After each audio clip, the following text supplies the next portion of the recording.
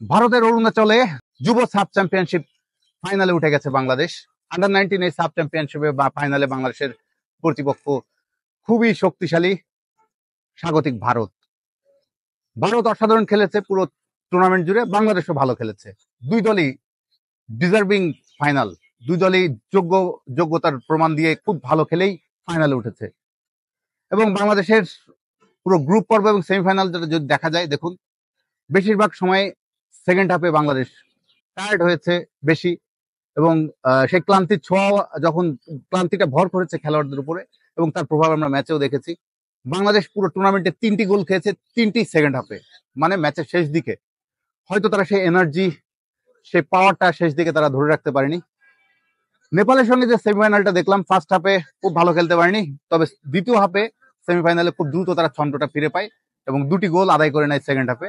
কিন্তু গোল দিয়েও স্বস্তিতে থাকতে পারেনি বাংলাদেশের, টেনশন করতে হয়েছে, শেষ দিকে গোল খেয়েছে বাংলাদেশ। তো শেষ দিকের এই ছন্দময় ফুটবলটা বাংলাদেশের ধরে রাখাটা এখন খুব জরুরি। গোলাম রব্বানির ছোটনের শিষ্যরা ফাইনালে ভারতের বিপক্ষে নিশ্চয়ই এই ব্যাপারে আরো সতর্ক থাকবে এবং তাদের সেভাবে তারা কৌশল সাজাবে। ফাইনালটা আছে ভারতের বিপক্ষে।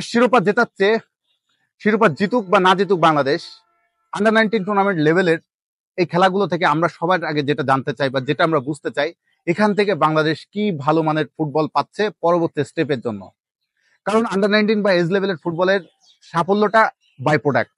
যদি সাফল্য আসে, সাফল্য কেনা চাই, সাফল্য আসতেই পারে, নাও আসতে পারে, বাট সেখান থেকে আমরা কত ভালো মানের খেলোয়াড় পাচ্ছি এজ লেভেল ফুটবল থেকে বা এজ লেভেল স্পোর্টস থেকে, সেটাই হচ্ছে বড় বিষয়।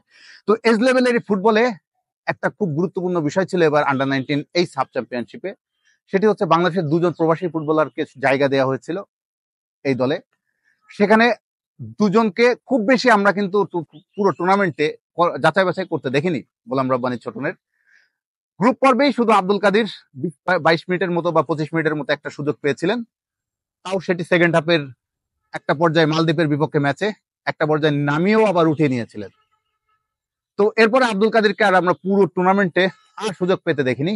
তো এখন যেহেতু ফাইনাল ম্যাচ, আমার মনে হয় না গোলাম রব্বানী ছোটন ফাইনালের মতো ম্যাচে তিনি আর কোনো পরীক্ষা নিরীক্ষা করবেন। কারণ স্বাভাবিক, শিরোপা জয়ের লড়াই যখন আপনি নামবেন, থ্রু আউট দ্য টুর্নামেন্টে আপনি যাদেরকে নিয়ে খেলিয়েছেন, যাদের উপর আপনি আস্থা রেখেছেন, সেই আস্থার যাদের উপর রেখেছেন তাদের উপরই আস্থা রাখতে হবে। কারণ শিরোপার লড়াই তো আর পরীক্ষা নিরীক্ষার লড়াই না, পরীক্ষা নিরীক্ষার মঞ্চ নয়। সেখানে হচ্ছে নিজের বেস্টটা দিয়ে টুর্নামেন্টটা জেতা বা ট্রফিটা জেতা। তো থ্রু আউট দ্য টুর্নামেন্টে বাংলাদেশের যারা স্থানীয় খেলোয়াড় তারা খুবই ভালো খেলেছে, এটা তো অস্বীকার করার সুযোগ নেই। এবং গোলাম রব্বানী ছোটন তাদের উপরই আস্থা রাখছেন। কিন্তু এখানে স্থানীয় খেলোয়াড়, প্রবাসী খেলোয়াড় বলে আমি কোনো ডিভাইডেশনের কথা বলছি না। আমি বলছি, যেহেতু এটা এজ লেভেলের ফুটবল ছিল এবং যেহেতু আপনার দেখার সুযোগ ছিল, পরখ করার সুযোগ ছিল, একটু যাচাই বাছাই করে দেখতে পারতেন। নাহলে কিভাবে কনক্লুশনে আসা যাবে যে প্রবাসী খেলোয়াড়রা কতটা যোগ্য বা তারা কতটা ডিজার্ভিং এই পজিশনের জন্য বা এই পর্যায়ে খেলার জন্য। সেই জিনিসটা কিন্তু আমরা খুব একটা কনক্লুশন আসতে পারলাম না এই টুর্নামেন্ট দিয়ে। মানে খুব একটা দেখার তো সুযোগ হয়নি। যদি কোনো খেলোয়াড়কে ভালোভাবে নাই দেখার সুযোগ হয়, তাহলে কিভাবে উপসংহারে আসবেন যে ওই খেলোয়াড়টা ভালো না মন্দ, বা ওই খেলোয়াড়টা আপনার জন্য উপযুক্ত কি উপযুক্ত নয়, যথার্থ কি যথার্থ নয়। তো এই জায়গাটা আমার মনে হয় গোলাম রব্বানীর ছোটন, বিশেষ করে গ্রুপ পর্বের শেষ ম্যাচটা, ভুটানের ম্যাচটা যেটা খেলেছিল বাংলাদেশ, ওই ম্যাচে খুব বেশি কিন্তু কঠিন পরীক্ষা ছিল না। তো এই ম্যাচটা দেখতে পারতেন। নেপালের ম্যাচটা যদিও সেকেন্ড হাফে গোল করার একটা তাড়না ছিল, কৌশলে প্রবাসী ফুটবলারদের জায়গা হয়নি, কিন্তু ফাইনালে হয়তো এখন এমন একটা গুরুত্বপূর্ণ ম্যাচ ফাইনালের মতো শিরোপার লড়াইয়ের মঞ্চ, সেখানেও নিশ্চয় গোলাম রব্বানী ছোটন খুব খুব ঠেকে না পড়লে হয়তো খুব বেশি ওই কোনো খেলোয়াড়কে যাচাই বাছাই পরখ করা দেখার সুযোগ নেই। তবুও কোচের সিদ্ধান্তই তো চূড়ান্ত সিদ্ধান্ত। কোচ যেভাবে কৌশল সাজান সেভাবেই তো একটা ফুটবল দল খেলে। তো গোলাম রব্বানী ছোটন বাংলাদেশের নারী ফুটবলকে তিনি একটা অন্য উচ্চতায় নিয়ে গেছেন, এটা আমরা খুব ভালো মতো জানি। তিনি বাংলাদেশের নারী ফুটবলকে অনেক সাকসেস এনে দিয়েছেন, আন্ডার 19 টিমটাকেও ফাইনালে তুললেন। তো তার অবশ্যই ক্রেডিট দিতেই হবে। কিন্তু এই বিষয়গুলো মনে হয় আর হালকাভাবে দেখার সুযোগ নেই, যেহেতু মানুষ অনেক সমালোচনা করছে, কথা বলছে। এখন মানুষের ডিমান্ড অনুযায়ী তো টিম খেলবে না, এটাও ঠিক। কিন্তু তবুও এই দেখুন ফাহমুদুল ইসলামের কেসটা, ফাহমুদুল ইসলামকে যেভাবে ফিরে দেওয়া হয়েছিল সৌদি আরবের ক্যাম্প থেকে, যে সমালোচনার মুখে পড়লো বাফুপে এবং টিম ম্যানেজমেন্ট, ফাহমুদুল ইসলামকে কিন্তু আবার ডাকাই হলো। তিনি কিন্তু আসছেন, তিনি ভুটানের ম্যাচটা হয়তো তাকে গেম টাইম দেবে এবং কোচ হাবিয়ার কাবরেরা ফাহমুদুল ইসলামকে হয়তো আরো ভালোভাবে দেখবেন এবার।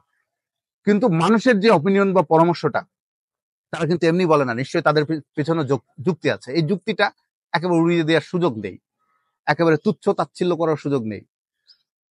টিমের উপর যেন অযাচিত চাপ না আসে, বাইরের আলোচনাটা যেন বেশি না আসে, বাইরের আলোচনা নিয়ে যেন আবার বড় মাথা ব্যথা না হয়ে দাঁড়ায়, এদিকটাও গোলাম রব্বানি ছোট তো বটে, বাংলাদেশ ফুটবল ফেডারেশনকেও কিন্তু গুরুত্বের সঙ্গে দেখা উচিত। আমরা অন্তত ফাহমিদুলের বিষয়টা থেকে সেই শিক্ষাটাই হয়তো পেয়েছি।